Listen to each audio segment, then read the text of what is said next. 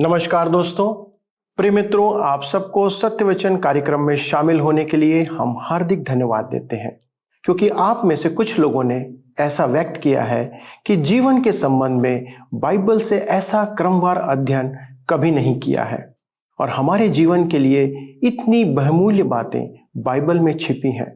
इसे उम्र के आखिरी पड़ाव में जानने का आपको मौका मिल रहा है, उसके बावजूद आप इसका आनंद ले रहे हैं।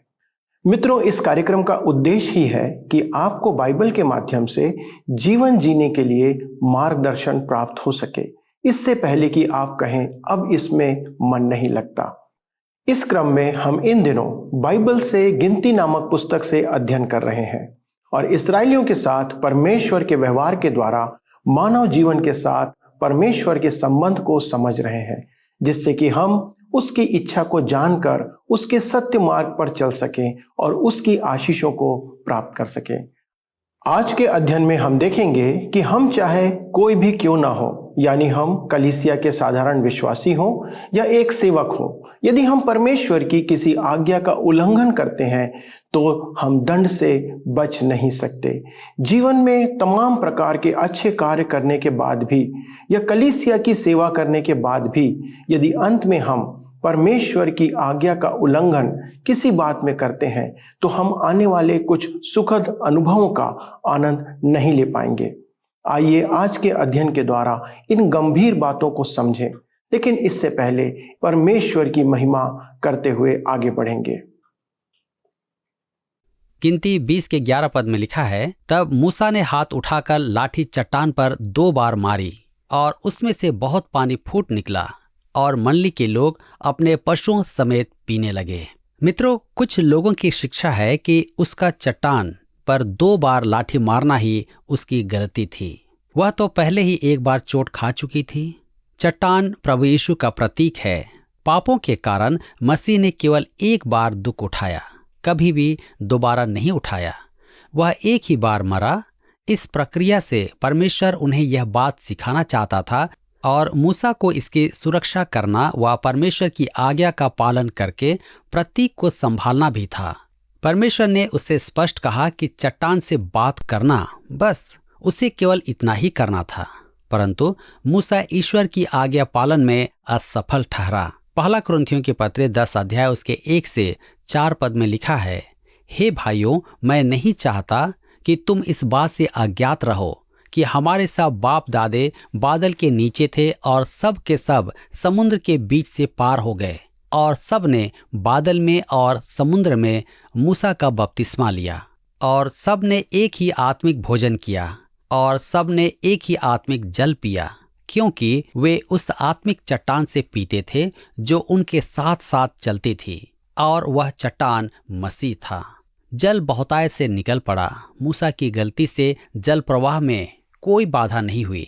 परमेश्वर कितना दयालु और कृपालु है। गिनती 20 के 12 में पढ़ते हैं, परंतु मूसा और हारून से यहोवा ने कहा, तुमने जो मुझ पर विश्वास नहीं किया और मुझे इस्राएलियों की दृष्टि में पवित्र नहीं ठहराया, इसलिए तुम इस मंडली को उस देश में पहुंचाने न पाओगे जिसे मैंने उन्हें दिया है। परमेश्वर यहाँ कहता है कि मूसा और हारून ने उस पर विश्वास नहीं किया और न ही उन्होंने इस्राएल के सामने उसकी महिमा की। ऐसा करने से उस आश्चर्य कर्म की सारी प्रशंसा स्वयं ही बटोर ली, अर्थात ले ली। मित्रों, जब हम नए नियम को पढ़ते हैं तो पता चलता है कि आखिरकार मूसा प्रतिज्ञा देश तक पहुंच ही गया था।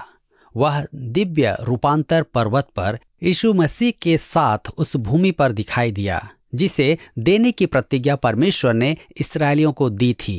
कनान वास्तव में उस स्थान का नाम है जहां हमें विश्वास से जीवित रहना है। इस पृथ्वी पर यह जंगल है, परंतु आपको और मुझे कनान देश की आशीषें भोगनी है। यहोशू की पुस्तक के अनुसार ये आशीषें यीशु मसीह के मृत्यु एवं पुनरुत्थान के साथ मिलती है।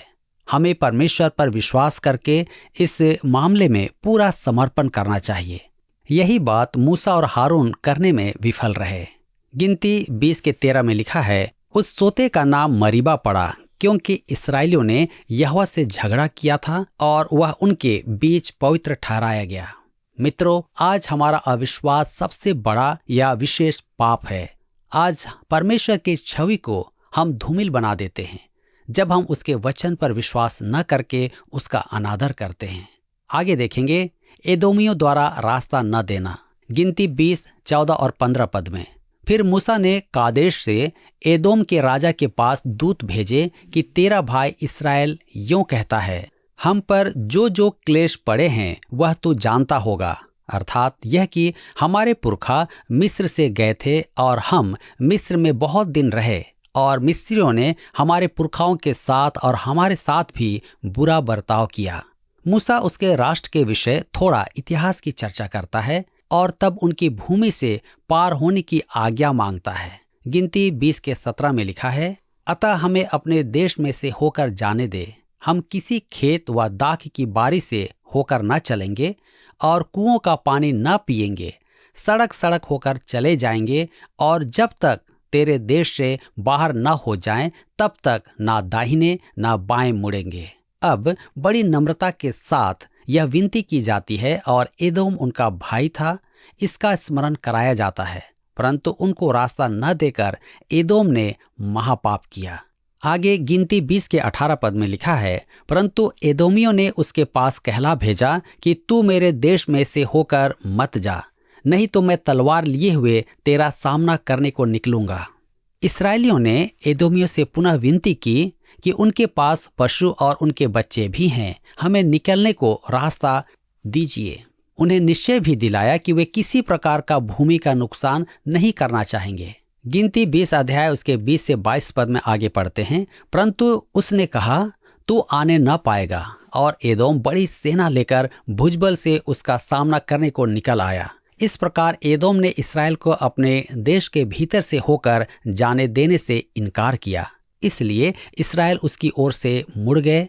तब इसराइलियों की सारी मंडली कादेश से कूच करके होर नाम पहाड़ के पास आ गई।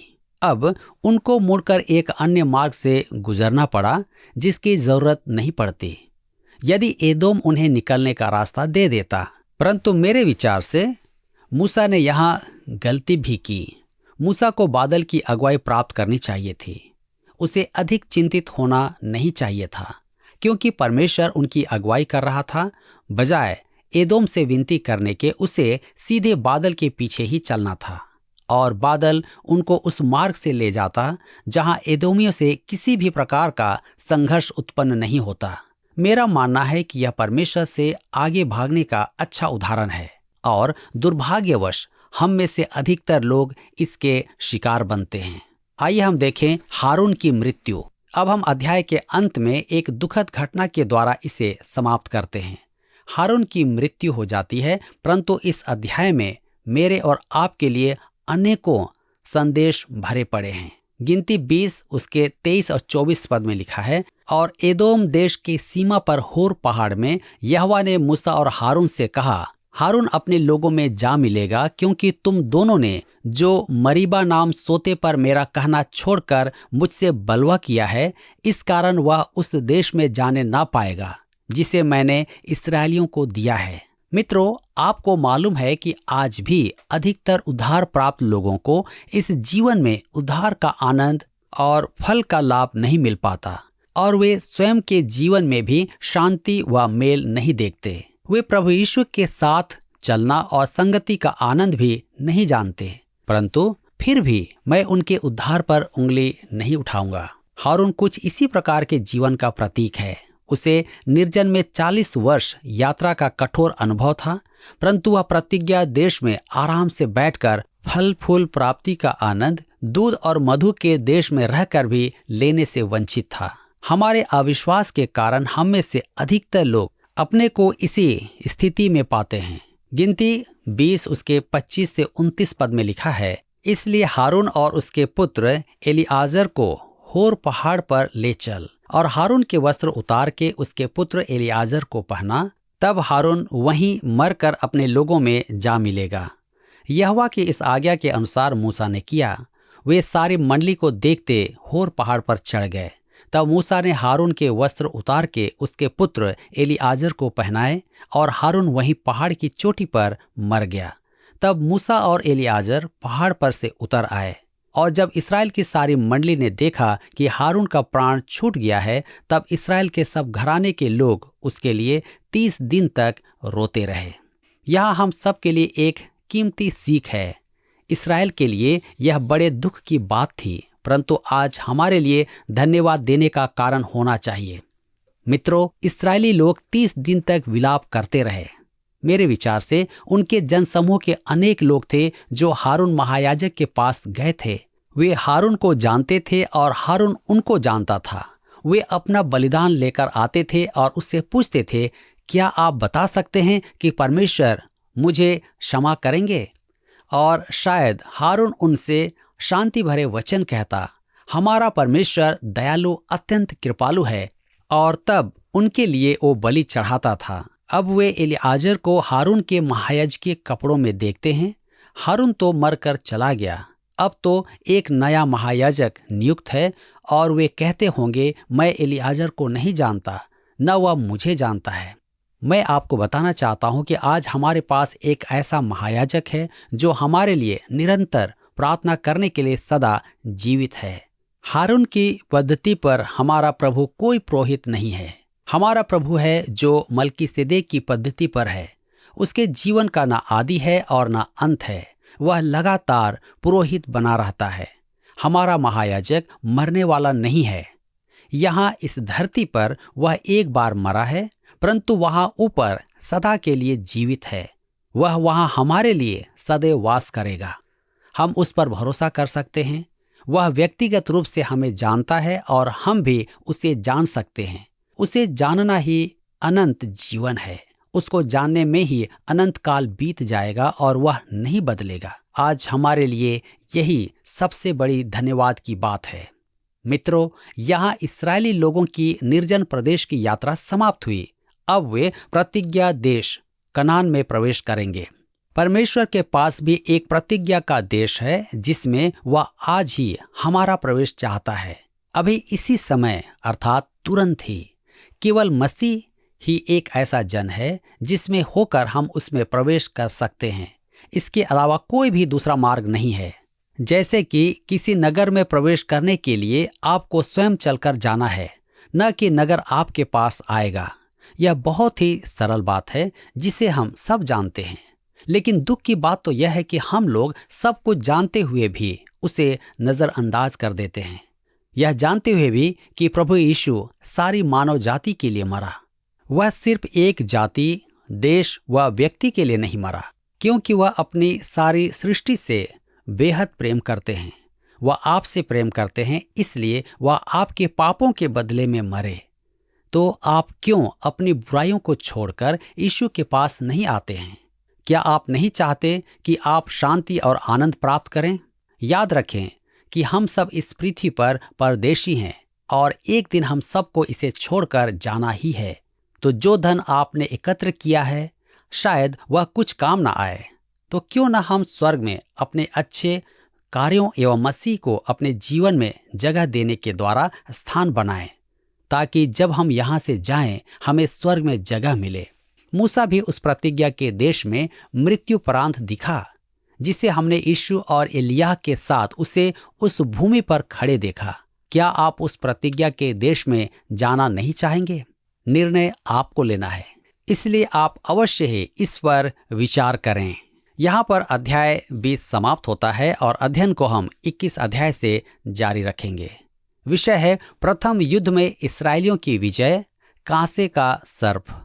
20वें अध्याय में हमने देखा कि उनकी जंगल यात्रा समाप्त हुई और अब वे चलने लगे, और इस अध्याय में उनको प्रथम युद्ध में सफलता मिली।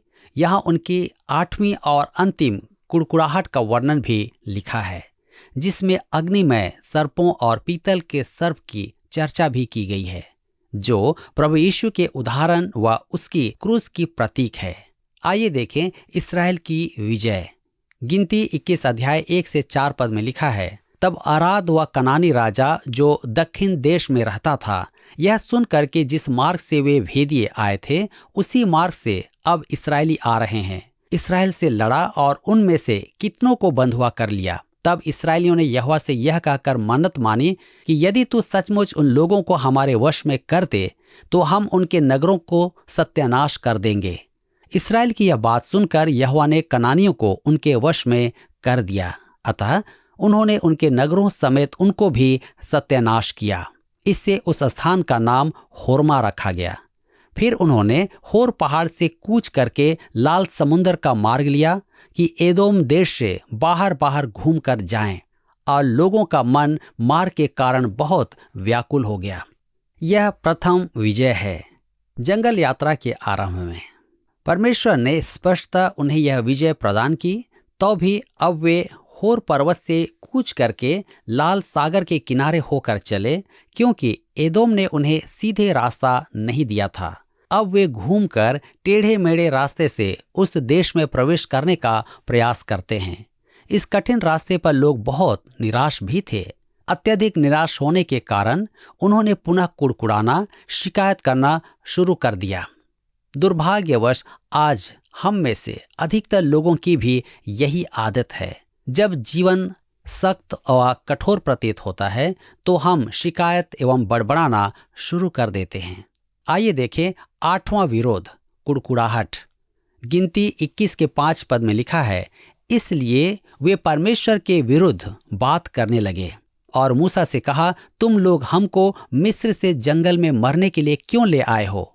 यहाँ ना तो रोटी है और ना पानी, और हमारे प्राण इस निकम्मी रोटी से दुखित हैं। इस्राएली लोगों का यह 8वां व अंतिम विरोध है। वे मन्ना के लिए पुनः शिकायत करते हैं। आपको याद होगा कि मिस्रित भीड़ ने पहली बार भी यात्रा के दौरान इसकी शिकायत की थी। मन्ना एक स्वादिष्ट भोजन था। व्यवस्था विवरण की पुस्तक में परमेश्वर ने याद दिलाया कि उसके खाने से उनके पैर फूले नहीं थे। फिलीपीन देश में एक डॉक्टर ने बताया कि पैरों का फूलना और बेरी बेरी रोग के होने का कारण भोजन में पोषक तत्वों की कमी से होता है। अतः मन्ना के रूप में उन्हें पूर्ण पौष्टिक आहार उपलब्ध था और यह बहुत ही स्वादिष्ट भोजन था, तो भी वे शिकायत करते थे। कुछ लोग अक्सर एक विशिष्ट भोजन की शिकायत करेंगे। यह जानकर ताज्जुब होता है कि हम कितनी जल्दी शिकायत करने लगते हैं, और विशेष तौर पर परमेश्वर की वस्तुओं के संबंध में। मैंने देखा है कि लोग कलीसिया में सीट के लिए शिकायत करते हैं, परंतु जब वे फुटबॉल मैच या कोई और भी खेल देखने को जाते हैं तो स्टेडियम में बिना पीठ को टिकाने वाली कठोर सीट पर बैठे रहते हैं, परंतु उनके मुंह से एक शब्द भी उफ का नहीं निकलता। परंतु अब मैं स्वीकारता हूं कि अब मेरे प्रचार के समय उन्हें शिकायत नहीं होती। परंतु क्या यह रोचक बात नहीं कि हम कैसे परमेश्वर के विरुद्ध शिकायत करते हैं? कितनी बार हम अच्छाइयों के लिए धन्यवाद देते और उसकी भलाइयों से आनंदित होते हैं। मेरी सोच वास्तव में यह है कि अब परमेश्वर भी उनकी इस छोटी छोटी बातों की शिकायत सुनकर ऊब चुका था। उनके कथनानुसार उनका मन मन्ना में नहीं लगता या उन्हें बिल्कुल पसंद नहीं। वे परमेश्वर पर आरोप लगाते हैं कि वह उन्हें जंगल में मार डालने ले आया है। परमेश्वर थक चुका है और दंड देने को तत्पर है। आइए देखें कांसे का सर्प। गिनती 21 के 6 और 7 में लिखा है, अतः यहोवा ने उन लोगों में तेज विष वाले सांप भेजे जो उनको डसने लगे और बहुत से इस्राएली मर गए। तब लोग मूसा के पास जाकर कहने लगे, हमने पाप किया है कि हमने यहोवा के और तेरे विरुद्ध बातें की हैं। यहोवा से प्रार्थना कर कि वह सांपों को हमसे दूर करे। तब मूसा ने उनके लिए प्रार्थना की। हमने पाप किया है। अब वे स्वीकार करते हैं कि उन्होंने प्रभु के और मूसा के विरुद्ध पाप किया है। मित्रों, आज भी यह बहुत से लोगों की समस्या है। वे छोटे लड़के व छोटी लड़की की तरह सीधे बनकर कलीसिया की सदस्यता लेकर परमेश्वर के साथ चलना आरंभ करना चाहते हैं, परंतु हम सबको अपनी शुरुआत परमेश्वर के साथ स्वयं को एक पापी समझकर करनी है। आपने देखा कि मसीह पापियों के लिए आया। इन लोगों को अपने विश्वास का परिचय देना है, क्योंकि उनके पास कुछ भी भले कार्य नहीं है। वे परमेश्वर के समक्ष यह प्रतिज्ञा लेकर नहीं आते कि अब वे अच्छे बनेंगे, क्योंकि ऐसा नहीं होगा। परंतु वे परमेश्वर पर विश्वास कर सकते हैं और तब विश्वास से परमेश्वर उनको पास आने देगा। गिनती 21 उसके 8 और 9 पद में लिखा है, यहोवा ने मूसा से कहा, एक तेज विष वाले सांप की प्रतिमा बनवाकर खंभे पर लटका, तब जो सांप से डसा हुआ उसको देख ले वह जीवित बचेगा। अतः मूसा ने पीतल का एक सांप बनवाकर खंभे पर लटकाया। तब सांप के डसे हुओं में से जिसने उस पीतल के सांप को देखा वह जीवित बच गया। यहाँ हमें एक अद्भुत सीख मिलती है। उन्हें एक कांसे के सांप की ओर विश्वास से देखना है। मैं कल्पना कर सकता हूँ कि कुछ लोग कहेंगे कि यह कैसी मूर्खतापूर्ण बात है।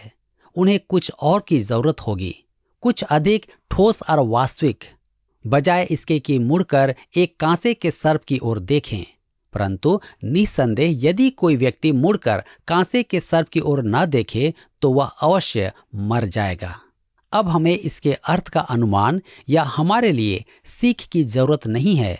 जब हमारा प्रभु एक रात निकोदेमुस से बातें करता है तो उसने कहा, और जिस रीति से मूसा ने जंगल में सांप को ऊंचे पर चढ़ाया, उसी रीति से अवश्य है कि मनुष्य का पुत्र भी ऊंचे पर चढ़ाया जाए, ताकि जो कोई उस पर विश्वास करे वह अनंत जीवन पाए। क्योंकि परमेश्वर ने जगत से ऐसा प्रेम रखा कि उसने अपना एकलौता पुत्र दे दिया, ताकि जो कोई उस पर विश्वास करे वह नष्ट ना हो परंतु अनंत जीवन पाए।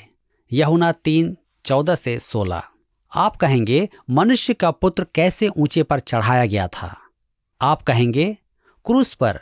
जी हाँ, वह बरअब्बा के क्रूस पर मर रहा था, और बरअब्बा एक चोर व डाकू था। बरअब्बा अपराधी था और मृत्यु की सजा के योग्य भी था, परंतु यीशु नहीं था। हमारा प्रभु हमारे लिए पाप बन गया। उस क्रूस पर उसने न केवल बरअब्बा की जगह ली, पर आपकी और मेरी जगह भी ग्रहण की। परमेश्वर ने इसकी इजाजत दी है और ऐसा होने दिया क्योंकि वह मुझसे प्रेम करता है। परंतु परमेश्वर उसके प्रेम से हमें बचा नहीं सकता। यह नहीं लिखा कि परमेश्वर ने जगत से ऐसा प्रेम किया कि उसने संसार को बचा लिया, कदापि नहीं। परमेश्वर ने जगत से इतना प्रेम किया कि उसने अपना एकलौता पुत्र दे दिया। अब परमेश्वर आपसे क्या करने को कहता है? मेरे मित्र, देखें और जीवित रहें। मसीह को देखें, वह आपका स्थान लिए हुए है। आप पापी हैं और मृत्यु के योग्य हैं। मसीह को मरना नहीं चाहिए था, परंतु वह आपके लिए मरा। हमने पढ़ा कि यहाँ कांसे का सर्प बनाया गया कि जो उसे देखे वह बच जाए। जिन्होंने नहीं देखा वे मर गए। आज भी यह बात इतनी ही सच है। या तो आप मसीह को उद्धारकर्ता मानकर ताकते हैं क्योंकि आप पापी हैं, या आप उसको देखने से इनकार करते हैं। मित्रों, मुझे इसकी परवाह नहीं कि आपने कितनी बार बपतिस्मा लिया या कितने धार्मिक अनुष्ठान पूरा कर चुके हैं, कितनी संख्या में आपने कलीसियाई सदस्यता ग्रहण की, या आपके पिता अथवा माता कौन थे। आप एक पापी और दोषी हैं, नरक जाने योग्य व्यक्ति हैं। आपको प्रभु यीशु की ओर देखना चाहिए। यह बहुत ही सरल है और उतना ही अधिक स्वयं को देखते अथवा अपने अच्छे कर्मों को इस विश्वास से कि उनके अच्छे कामों के द्वारा वे बच जाएंगे। यह लोगों के लिए समस्या है। वे स्वीकार करें कि वे पापी हैं और मसीह की ओर ताकते रहें और पूर्ण भरोसा करें और उसी पर पूर्ण भरोसा भी रखें। अब इस्राएली लोग यात्रा में आगे चलते हैं और अर्नोन के पार पहुंचते हैं। गिनती 21:13 में लिखा है, वहां से कूच करके उन्होंने अर्नोन नदी जो जंगल में बहती और एमोरियों के देश से निकलती है, उसकी परली ओर डेरे खड़े किए, क्योंकि अर्नोन मुआबियों और एमोरियों के बीच होकर मुआब देश का सिवाना ठहरा है। तब और आगे बढ़ते हैं गिनती 21:16 में। फिर वहां से कूच करके वे बैर तक गए। वहां वही कुआं है जिसके विषय में यहोवा ने मूसा से कहा था कि उन लोगों को इकट्ठा कर और मैं उन्हें पानी दूंगा। अब देखेंगे प्रथम गान। अब सुनिए कितना भिन्न लगता है। यहाँ प्रथम बार उन्होंने धन्यवाद और स्तुति का गीत गाया है। बंजर भूमि, मरुस्थल और कुड़कुड़ाना भी गाने में है। अब हल्लेलुया संगीत मिलता है। क्या आपको यह कार्यक्रम पसंद आया? अभी हमें एक मिस कॉल करें और आप अगले विजेता हो सकते हैं।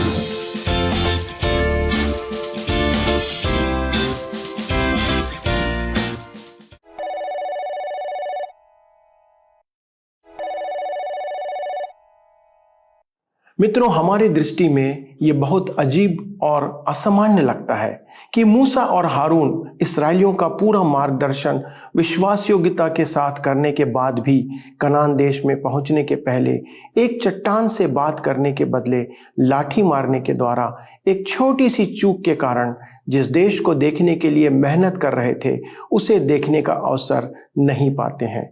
ये आज उद्धार पाए हुए विश्वासियों की उस परिस्थिति को प्रकट करता है कि हम प्रभु यीशु के लहू से बचाए तो गए हैं, जिसके कारण स्वर्ग राज्य से वंचित तो नहीं होंगे, लेकिन यदि इस अवस्था में हम परमेश्वर की आज्ञा का पालन नहीं करते हैं और चूक करते हैं तो हम उसके प्रतिफल से नहीं बच सकते हैं, चाहे हम एक साधारण विश्वासी हों अथवा एक परमेश्वर के विश्वास योग्य सेवक हों, क्योंकि ये परमेश्वर के प्रति अविश्वास को प्रकट करता है। इसलिए परमेश्वर के वचन का अध्ययन हमारे विश्वास की यात्रा में अत्यंत आवश्यक है कि हम जीवन में उस बात से ना चूकें। परमेश्वर आप सबको इन बातों के द्वारा सावधान और सतर्क रहने में मदद प्रदान करें।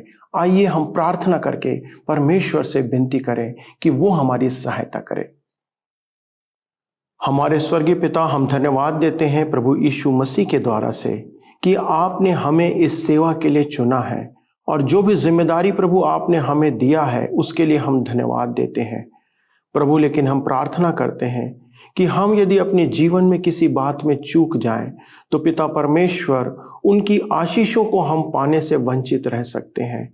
पिता, हम पर अनुग्रह करें, हम पर दया करें पिता, कि हम कभी भी अपने जीवन में ऐसी किसी परिस्थिति में, ऐसे किसी कार्य में लिप्त ना हो जिसके द्वारा से प्रभु आपका क्रोध हमारे जीवन में आने पाए। प्रभु हमारी सहायता करें, हमारे सभी दर्शकों की सहायता करें कि वे भी पिता परमेश्वर विश्वास योग्यता और ईमानदारी के साथ अपने पूरे कर्तव्यों को जीवन भर पूरा करता रहें। पिता परमेश्वर, धन्यवाद के साथ इस विनती को प्रभु यीशु क्रिस्ट के नाम से मांगते हैं, आमीन।